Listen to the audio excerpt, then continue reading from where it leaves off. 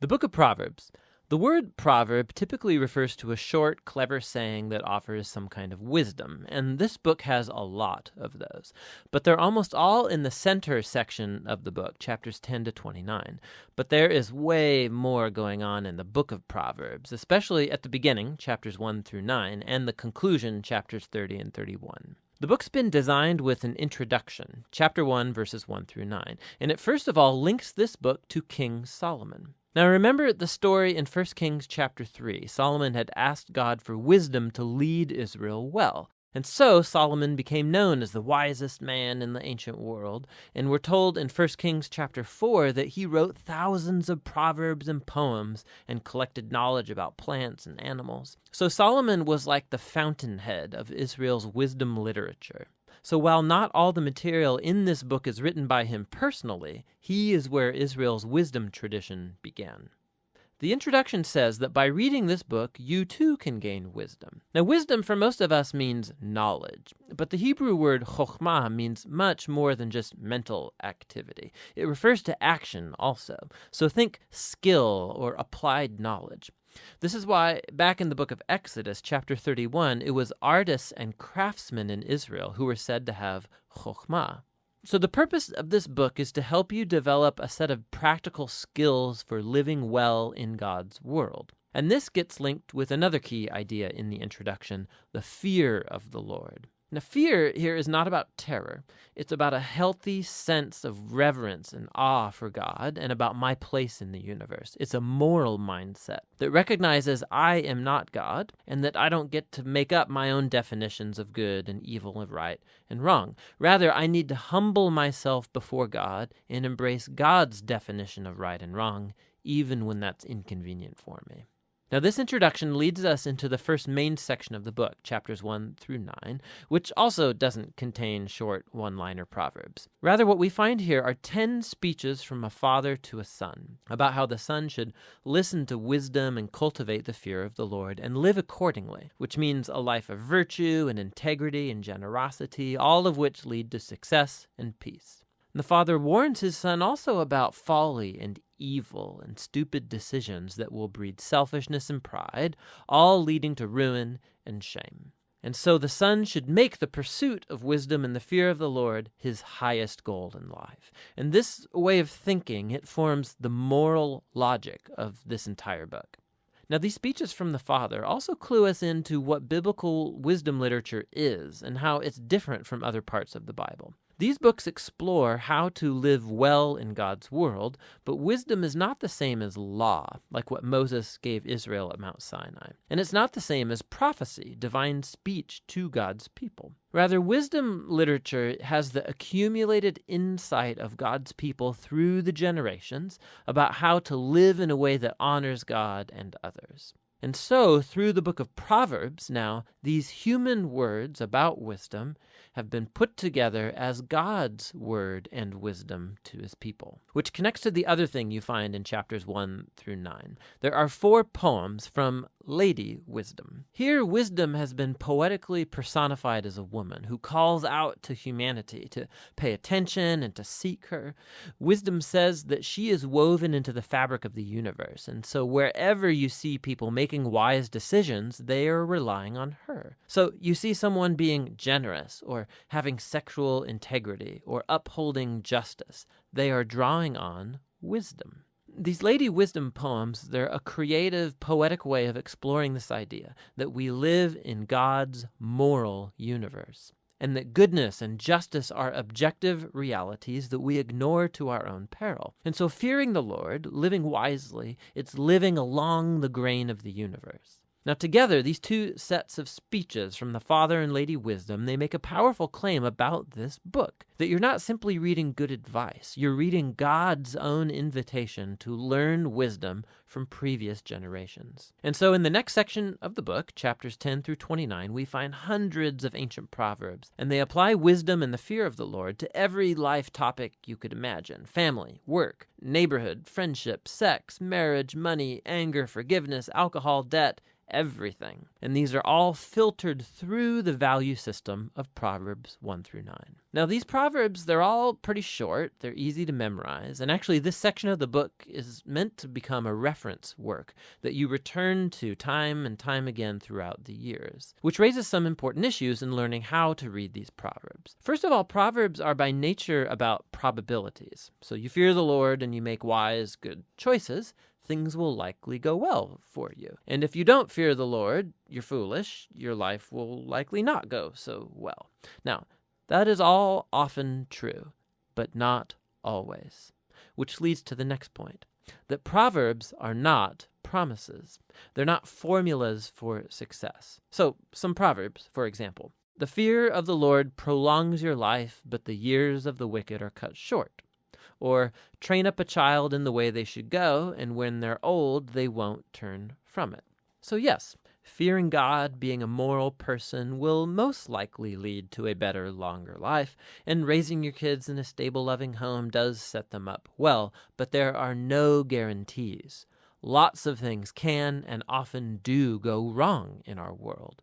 And so lastly, Proverbs by nature focus on the general rule, but not the exceptions, which are many. And the wisdom books actually aren't ignorant of that. The exceptions are what the other wisdom books, Job and Ecclesiastes, are all about. And together, these acknowledge that life is too complex for simple formulas, which is why we need all of the wisdom books together to get the bigger picture. This all leads to the final section of the book, two large collections of poems. First, poems from a man named Agur, who begins by acknowledging his own ignorance and folly and his great need for God's wisdom. And then Agur discovers that divine wisdom has been given to him in the scriptures, which teach him how to live well. And so Agur is put before us as like a model reader of the book of Proverbs, somebody who's always open to hearing God's wisdom through the scriptures. The final poems are connected to a man named Lemuel. He's a non-Israelite king, and he passes on the wisdom that was given to him by his mom. It's guidance for being a wise and just leader. And then the final poem is an acrostic or an alphabet poem where each line begins with a new letter of the Hebrew alphabet. And the entire poem's about the woman of noble character. It depicts a woman who lives according to the wisdom of Proverbs and stands like a model of someone who takes God's wisdom and then translates it into practical decisions in everyday life, at work or at home, in her family and in her community. So the book opened with words from a father to a son about listening to Lady Wisdom, and so now the book closes by offering the words of a mother to her son about a woman who lives wisely. The book of Proverbs is for every person in every season of life. It's a guide for living wisely and well in God's good world, and that's what the book of Proverbs is all about. Proverbs 1. The Proverbs of Solomon, son of David, king of Israel. To know wisdom and instruction, to understand words of insight, to receive instruction in wise dealing, in righteousness, justice, and equity, to give prudence to the simple, knowledge and discretion to the youth. Let the wise hear and increase in learning, and the one who understands obtain guidance. To understand a proverb and a saying, the words of the wise and their riddles. The fear of the Lord is the beginning of knowledge. Fools despise wisdom and instruction. Hear, my son, your father's instruction, and forsake not your mother's teaching, for they are a graceful garland for your head and pendants for your neck. My son, if sinners entice you, do not consent. If they say, "Come with us, let us lie in wait for blood. Let us ambush the innocent without reason. Like Sheol, let us swallow them alive and whole. Like those who go down to the pit, we shall find all precious goods. We shall fill our houses with plunder. Throw in your lot among us. We will all have one purse." My son, do not walk in the way with them. Hold back your foot from their paths. For their feet run to evil, and they make haste to shed blood. For in vain is a net spread in the sight of any bird. But these men lie in wait for their own blood. They set an ambush for their own lives. Such are the ways of everyone who is greedy for unjust gain. It takes away the life of its possessors. Wisdom cries aloud in the street. In the markets she raises her voice. At the head of the noisy streets she cries out. At the entrance of the city gates she speaks. How long, O simple ones, will you love being simple? How long will scoffers delight in their scoffing, and fools hate knowledge? If you turn at my reproof, behold, I will pour out my spirit to you. I will make my words known to you. Because I have called and you refuse to listen, have stretched out my hand and no one has heeded. Because you have ignored all my counsel and would have none of my reproof, I also will laugh at your calamity. I will mock when terror strikes you, when terror strikes you like a storm and your calamity comes like a whirlwind. When distress and anguish come upon you, then they will call upon me, but I will not answer. They will seek me diligently, but will not find me. Because they hated knowledge and did not choose the fear of the Lord, would have none of my counsel, and despised all my reproof. Therefore they shall eat the fruit of their way, and have their fill of their own devices.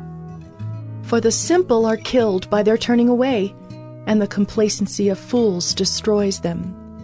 But whoever listens to me will dwell secure and will be at ease, without dread of disaster.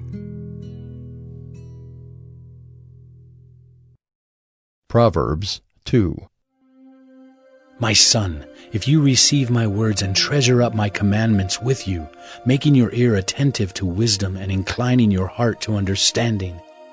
Yes, if you call out for insight and raise your voice for understanding, if you seek it like silver and search for it as for hidden treasures, then you will understand the fear of the Lord and find the knowledge of God. For the Lord gives wisdom. From his mouth come knowledge and understanding. He stores up sound wisdom for the upright. He is a shield to those who walk in integrity, guarding the paths of justice and watching over the way of his saints. Then you will understand righteousness and justice and equity, every good path. For wisdom will come into your heart, and knowledge will be pleasant to your soul. Discretion will watch over you. Understanding will guard you, delivering you from the way of evil. For men of perverted speech, who forsake the paths of uprightness to walk in the ways of darkness, who rejoice in doing evil and delight in the perverseness of evil, men whose paths are crooked and who are devious in their ways. So you will be delivered from the forbidden woman, from the adulteress with her smooth words, who forsakes the companion of her youth and forgets the covenant of her God. For her house sinks down to death, and her paths to the departed. None who go to her come back, nor do they regain the paths of life. So you will walk in the way of the good, and keep to the paths of the righteous. For the upright will inhabit the land, and those with integrity will remain in it. But the wicked will be cut off from the land, and the treacherous will be rooted out of it.